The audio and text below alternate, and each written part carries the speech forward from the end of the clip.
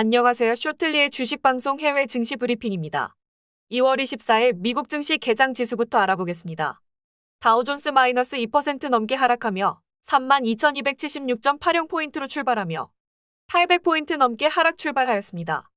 S&P 500도 마이너스 2% 넘게 하락 출발하며 4,117.43포인트로 100포인트 넘게 하락 출발하였습니다. 나스닥 선물지수도 마이너스 3% 넘게 하락 출발하며 13,101.00포인트로 400포인트 넘게 하락 출발하였습니다.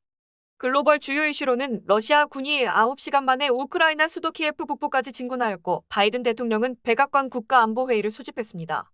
러시아와 우크라이나의 지정학적 리스크로 브렌트유는 $100를 돌파하였고 비트코인은 급락세를 나타내주고 있습니다. 현재 미증시 개장과 함께 러시아와 우크라이나의 지정학적 리스크로 인해서 전 세계 증시가 하방 압력을 받고 있는 상황입니다. 미국의 경제지표 4분기 GDP 7% 성장률을 나타내주었고 주간 실업 청구 건수 23만 2천을 기록했다고 발표하였으나 이러한 경제지표를 뒤덮는 지정학적 리스크가 시장을 짓누르고 있습니다. 양호한 실적을 발표한 종목들 역시도 하락세를 나타내주고 있습니다.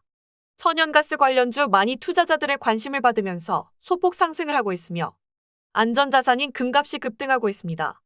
금일 시장의 가장 큰 이슈인 러시아와 우크라이나의 지정학적 리스크에 대해서 알아보겠습니다.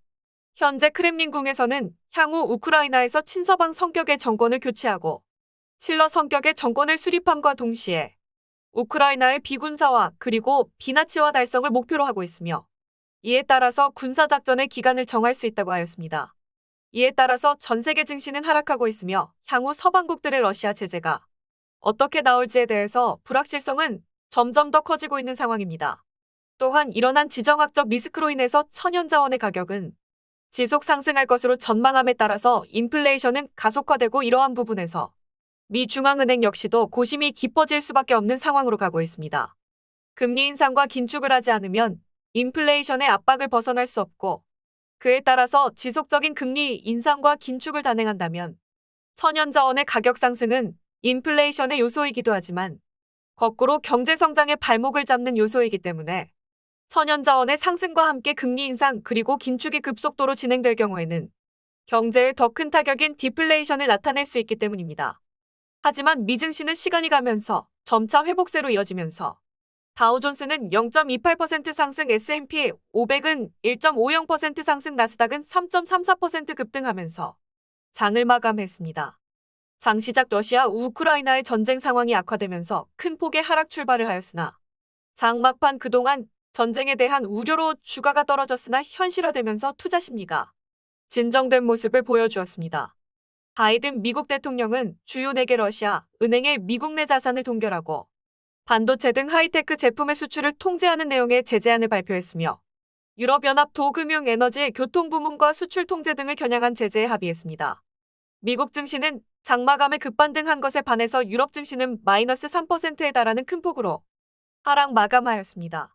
뉴욕 증시의 전문가들 역시도 중기적으로는 주식시장의 러시아, 우크라이나 문제가 영향을 끼치는 것은 제한적으로 예상하고 있지만 단기적으로는 추가로 하락할 수 있다는 전망도 내놓으면서 엇갈린 반응을 나타내주고 있습니다.